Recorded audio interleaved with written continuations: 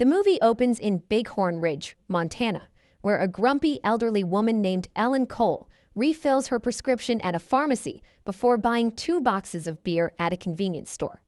Nearby, the local sheriff, Winston, catches a young woman named Abigail Cochran after she steals several chocolate bars and a few packs of beef jerky from the same store.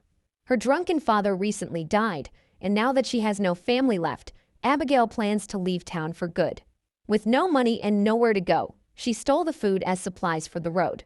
Instead of arresting her, Winston seems to take pity on her. He lets her go with a warning and orders his deputy, Henry Darr, to drive her to the city limits. On the way, Henry tries to start a conversation, but Abigail shuts him down. He eventually drops her off near a gas station. Inside the gas station, 2 men named Kyle and Dwayne notice Abigail trying to hitch a ride. They approach her and offer to take her somewhere, but Abigail refuses. The men keep insisting, making her uncomfortable. Nearby, Ellen sees what is happening and steps in. She offers Abigail a ride instead. Abigail accepts, but Kyle and Dwayne try to stop them. Ellen quickly takes both men down with surprising ease. Abigail is shocked by what the old woman can do and thanks her. During the drive, Ellen learns that Abigail is trying to get to Mexico. Abigail says she has always wanted to see Machu Picchu, but Ellen corrects her, saying Machu Picchu is in Peru, not Mexico. Instead of simply dropping Abigail off at the highway, Ellen takes her back to her ranch, which sits near a construction site. Ellen feels sorry for her and insists that Abigail should at least leave with a full stomach and a good night's sleep. Abigail is reluctant at first, but she eventually agrees.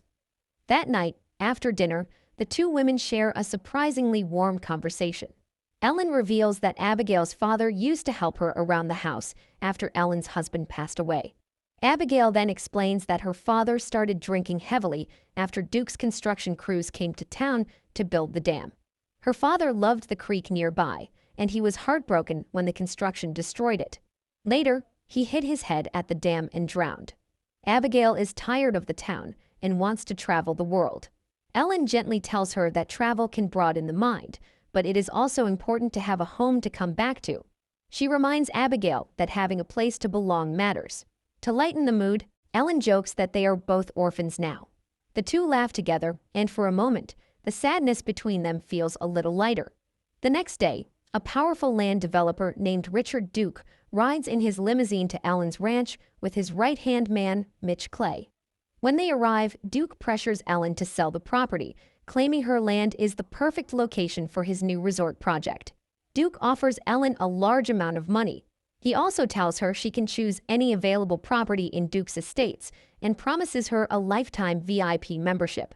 But Ellen coldly refuses. Duke tries to push harder, but Ellen makes it clear that as long as she is still breathing, her ranch is not for sale at any price. Furious, Duke storms back to his limo. Once inside, he orders Mitch to get Ellen off the property, no matter what it takes. That night, Ellen secretly fills Abigail's backpack with supplies for her journey. She even gives her a hunting knife for protection. Ellen tells Abigail to be smart and stay safe. Abigail is touched and thanks her. But later that night, Kyle and Dwayne, who both work for Duke, break into Ellen's house. Their plan is to hurt Ellen and make it look like an accident. Dwayne begins tampering with the stairs, but Ellen wakes up after hearing the noise. She catches him in the act and attacks him. Despite her age, Ellen beats him down and knocks him unconscious with her oxygen tank. Meanwhile, Abigail wakes up because of the commotion and runs into Kyle. He chases her through the house. During the struggle, Abigail accidentally finds a gun in a cabinet and shoots Kyle in the shoulder. Terrified and wounded, Kyle runs off, while Abigail stands there shaken by what she has done. Ellen calmly comforts her, telling her not to say anything because she will take the blame. Kyle immediately reports what happened to Mitch. Mitch is disappointed that Kyle and Dwayne could not handle one old woman. The next morning, the police arrive at Ellen's house and arrest Dwayne.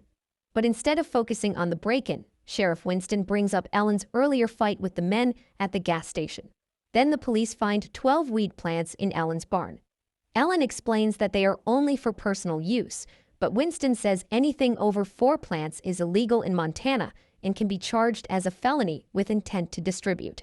2 masked men broke into Ellen's home in the middle of the night, but somehow, Ellen is the one who gets arrested. Deputy Henry clearly feels uncomfortable with the order, but he follows Winston's command and arrests her. While Ellen is taken away, Abigail stays behind at the ranch. Alone in the house, she finds a hidden room beneath the basement. Inside, she discovers a collection of guns, several different passports, and old photos of Ellen wearing military uniforms. Abigail realizes Ellen may have been a soldier or something even more dangerous. At the police station, one officer notices Ellen's fierce tiger tattoo and compliments it, calling it badass. He even shows her his own Taylor Swift tattoo for comparison. Nearby, Dwayne threatens Ellen's house, but Ellen simply mocks his injured nose. Dwayne is soon bailed out, while Ellen is left sitting in a holding cell. Ellen demands that Sheriff Winston protect her house and connects the break-in to Duke, but Winston brushes her off. Ellen accuses him of working for Duke and asks him one last time if he has any intention of protecting her properly. Winston coldly says no. Soon after, Kyle and Dwayne take cans of gasoline, making it clear that they are planning to burn down Ellen's house. Back at the police station, Henry grows worried about Ellen. Concerned, he brings her oxygen tank to the holding cell and finds her lying on the floor. He rushes inside to help her, but Ellen tricks him, takes his gun, and locks him inside the cell. On her way to the exit, Ellen grabs another officer by the finger. When a female officer tries to tase her, Ellen turns the weapon against both officers and knocks them down. After escaping the station, Ellen rushes back home. Once there, she gives Abigail the truck keys and tells her to leave before the police show up. She insists that she will be fine, but Abigail refuses to abandon her. Soon, the police arrive outside. Ellen calmly waits for them on her front porch.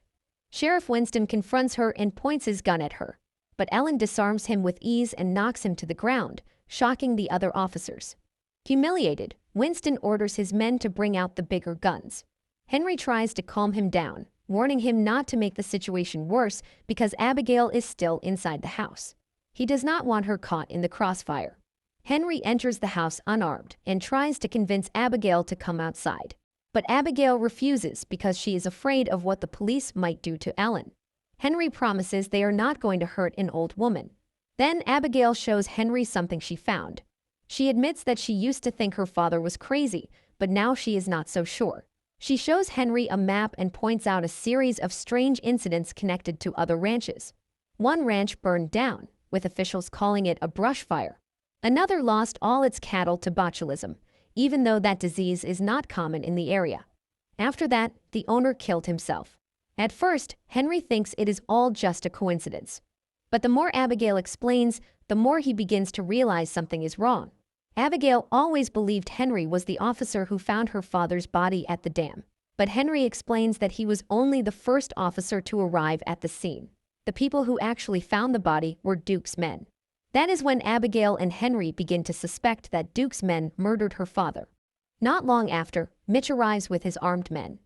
Knowing Abigail is still inside, Sheriff Winston asks for more time to get her out of the house. Mitch gives him 3 minutes. Winston radios Henry and orders him to bring Abigail out. Henry refuses and questions why Duke's men are even there. With a heavy heart, Winston gives Mitch the signal to move in. Henry still wants to believe there must be some kind of mistake. He thinks Winston might still be one of the good guys. But Abigail believes Winston has abandoned all of them and left them to die. Without warning, Ellen knocks Henry unconscious, seeing him as a liability. Since they cannot leave him upstairs, Ellen and Abigail drag him down into the secret room beneath the basement and tie him up to keep him out of the crossfire. For their own safety, Ellen locks both Abigail and Henry inside the hidden room. Meanwhile, more of Mitch's men arrive outside. These are not just thugs anymore. They are trained mercenaries. As they prepare to attack, Ellen begins setting booby traps throughout the house. At the same time, the police run a background check on Ellen. At first, they only find that she moved to Bighorn Ridge in 1999. Before that, there is almost nothing. But after they send a photo of her tiger tattoo to the FBI, they discover the truth. Ellen is originally from Russia. She was once a former KGB agent known by the nickname Sword and Shield. That means Ellen did not just know how to fight. She used to kill people professionally. As the mercenaries close in from the back of the house, Dwayne finds several practice targets. Every shot has hit dead center. Realizing what they may be walking into, he starts to panic. The men plan to ram a car straight into the house, but Ellen shoots out the tire before they can get close. Around the back of the house, the mercenaries begin getting caught in Ellen's booby traps one by one. Terrified, Dwayne runs away and leaves the others behind. Chaos erupts as Mitch and his men open fire wildly at the house, forcing Ellen to take cover. They move in closer, and when Kyle opens the front door, another trap goes off and sends him flying onto the lawn. The men finally manage to enter the house, but Ellen moves silently through the shadows. Meanwhile, Abigail tries to force her way out of the hidden room. One of the mercenaries hears the noise and starts trying to open the door. At the same time, Ellen kills the attackers one by one with terrifying precision. She even takes their weapons and uses them against them. Her aim is so accurate that she needs only one bullet for each target. Abigail cuts Henry loose just as a mercenary breaks in and opens fire. Henry fights back but gets overpowered, so Abigail knocks the attacker down with a baseball bat. Elsewhere in the house, Ellen begins struggling to breathe after everything she has done. She reaches for her oxygen tank, but Mitch spots her and opens fire. Ellen dives for cover, but she is hit. She fires back, but Mitch uses a dead body as a shield until Ellen runs out of bullets. Mitch praises her, saying she must have been a machine in her prime. Then he throws her around and prepares to shoot her. Before pulling the trigger, he asks if she has any final request. Ellen calmly tells him to aim for the head. When Mitch turns around, he finds Henry pointing a gun directly at him. A little later, Ellen, Abigail, and Henry tie Mitch up and interrogate him.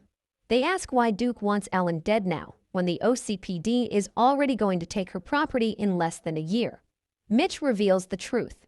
Duke owes a lot of money to dangerous people. If he cannot finish building the resort by next summer, he is finished. That is why he needs Ellen gone immediately. Ellen's lung disease starts getting worse, and she needs her medication. While Abigail tries to help her, she accidentally knocks a wine opener off the table. Mitch secretly grabs it and hides it. While Abigail tends to Ellen in another room, Mitch taunts Henry. He reminds him that Winston left him to die. Henry loses his temper and gets too close, allowing Mitch to overpower him with the hidden tool. Abigail and Ellen rush back into the room, but Mitch has already set the house on fire and taken Henry hostage. As Mitch runs off, Ellen opens fire in anger, but he manages to escape outside. His men surround the house and open fire, making sure nobody can leave. With the flames spreading, Ellen, Abigail, and Henry head back into the secret room beneath the basement. They gather a few supplies and escape through a hidden tunnel. Outside, Mitch and his men watch the house burn, believing they have trapped everyone inside. But the trio has already made it out. Ellen looks back at her burning home, devastated as the place she loved is destroyed.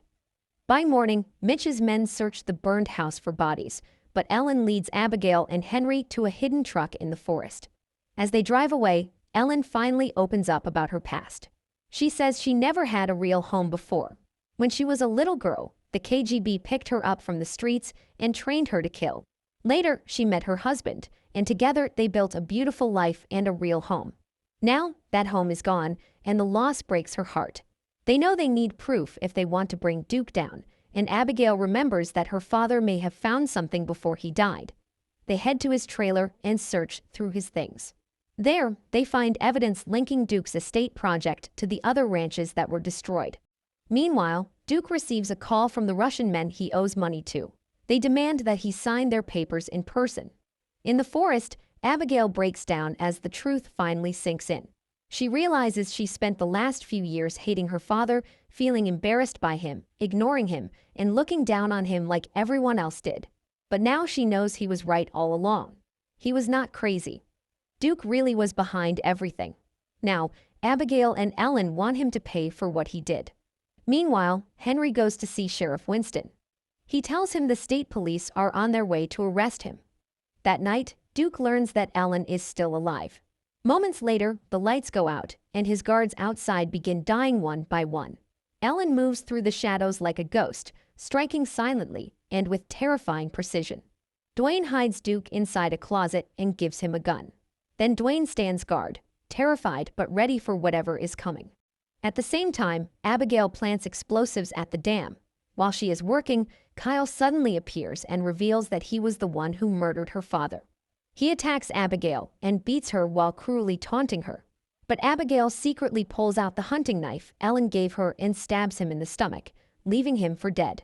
Back at Duke's estate, all the guards are dead. Someone approaches the closet, and Duke panics. He opens fire wildly, emptying his gun through the door. Then Ellen opens the closet and aims her weapon at him. Duke thinks she has come to kill him, but Ellen reveals that she is not there for him. She is there for Mitch. When Mitch arrives, Ellen makes it clear that this is personal because he burned down her home. She shoots him in the hand, disarming him. Mitch challenges her to fight him like a man, and Ellen accepts. At first, Mitch overpowers her, but Ellen gouges one of his eyes. When he tries to stab her, she turns the weapon against him and kills him. Later, Ellen takes Duke into the forest. She signals Abigail, and Abigail detonates the explosives, destroying the dam. Duke curses at Ellen, but then one of the Russian men arrives to collect the signed papers. He immediately recognizes Ellen and shows her respect. As Ellen speaks to him in Russian, Duke smiles, thinking the man has come to kill her. But the truth is even worse for him. Ellen allows the Russian man to take Duke away, knowing exactly what will happen to him. Sometime later, Abigail reads a newspaper reporting that Duke is still missing after the massacre. Henry, now the town sheriff, arrives to deliver Ellen's prescriptions. Before Abigail leaves, she and Henry share a warm goodbye. In the end, Ellen and Abigail prepare to leave town together. Using Abigail's father's trailer, they finally set off on their journey to Machu Picchu.